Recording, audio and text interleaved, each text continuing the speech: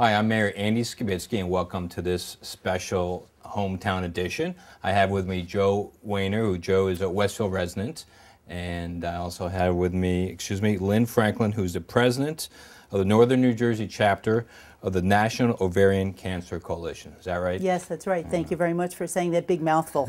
Well, it's good to have both of you here on TV 36, and I'm not sure who wants to start, but I know September is National Ovarian Cancer Awareness Month, so Lynn, why don't you tell us a little bit about that? Well, September has been designated as National Ovarian Cancer Awareness Month, and there are many organizations and ovarian cancer groups that do a lot of activities to bring forth to the general public information about ovarian cancer, because ovarian cancer is a rather drastic disease with which we have to deal. It hits about 1 in 80 women, and the symptoms are somewhat like the symptoms of other diseases. So we would really like women to learn what those symptoms are, because at this point there is no diagnostic tool to identify ovarian cancer within a woman's body. Well, Lynn, before we go more into some of those symptoms, and I know it is referred to as a silent disease, tell me, you're a former educator. How did you get into this organization? Well, after I was diagnosed with ovarian cancer, I had my surgeries, I had my chemotherapies, and I really realized that I was very fortunate to have been diagnosed in early stage disease. And so I wanted to give back to the community, whether it's male or female. And so I decided that I was going to spend some of my time as a retired person spreading information about ovarian cancer awareness to people.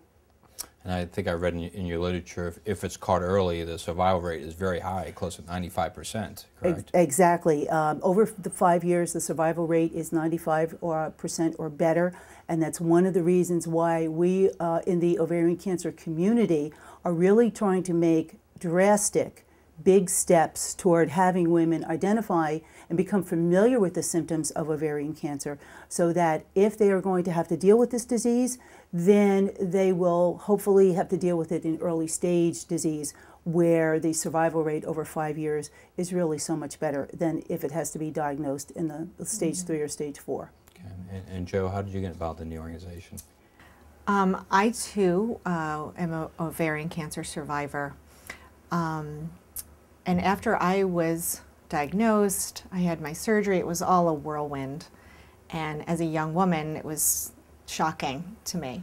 And a lot of my friends, you know, they're like, oh, well, women aren't that great about taking ourselves for regular checkups. We take our children, we take, you know, care of all these other things, but going annually to the date saved my life. And I just wanted the same thing. I wanted to become involved, to give back. And I found this wonderful, by a wonderful turn of events, found out about Turn the Town's Teal, and decided to, again, to try and see if I can help anyone else. Because it's often dismissed, and the symptoms aren't that, you know, people are so unaware of how subtle the symptoms are. So, well, it's a good segue because you're both dressed in teal. I feel a little out of it that I'm not. I'm in blue. But why don't we talk a little bit about the teal program? Dress the Town in Teal, is that? yeah, it's called Turn the Town's Teal, and it was started by Gail McNeil, and she was diagnosed in 1997, and unfortunately, Gail had stage 3. She came up with the idea to start hanging teal ribbons. I know each cancer has its own color. Everyone asked me, I said, it just happens to be my favorite color, which is good. But she came up with the idea, started the program, and unfortunately she passed away from the disease, and her sister now takes over the program. But it's a wonderful way. We have posters, we have teal ribbons, which you'll see around town. And I think it's in all the 21 counties now of New Jersey, and Jane was saying now it's actually going statewide. But basically the ribbons, we hand out symptom cards as well, in health clubs, churches, nail salons, anywhere that will distribute And it just talks about the vague and subtle symptoms, and just to make women more aware.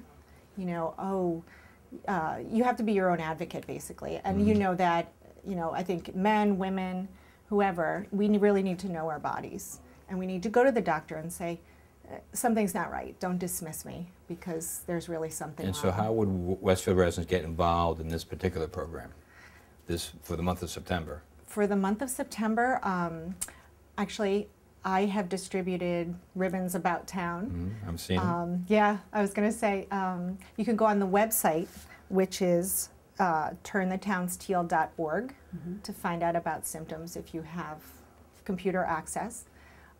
If not, there are Robert Wood Johnson Health Club has things available there for you. And if you want ribbons, or you can contact the mayor's office and they can get in touch with me.